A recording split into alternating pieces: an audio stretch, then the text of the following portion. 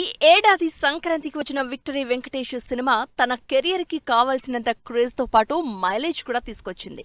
Family entertainer గా వచ్చిన సంక్రాంతికి వస్తున్నాం సినిమా బాక్సాఫీస్ దగ్గర 300 కోట్లు కొల్లగొట్టి కలెక్షన్స్ విషయంలో విక్టరీ వెంకటేష్ సినిమాల లిస్ట్లో కొత్త బెంచ్ మార్క్ సెట్ చేసింది.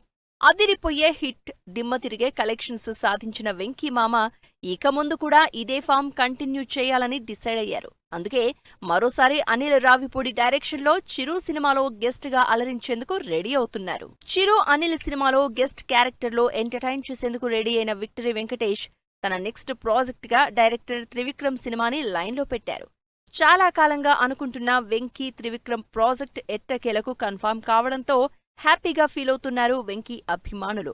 ఇప్పటివరకు వెంకటేష్ సినిమాలకు రైటర్ గానే వర్క్ చేసిన త్రివిక్రమ్ ఫస్ట్ టైం వెంకటేష్ ని డైరెక్ట్ చేస్తూ ఉండడంతో ఈ సినిమాపై క్యూరియస్ గా ఉన్నారు ఆడియన్స్.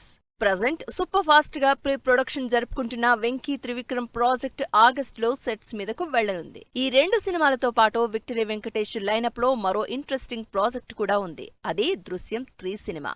మలయాళ దర్శకుడు జీతు జోసెఫ్ తెరకెక్కించిన దృశ్యం హిట్ ఫ్రాంచైజీ నుంచి వస్తోన్న థర్డ్ పార్ట్.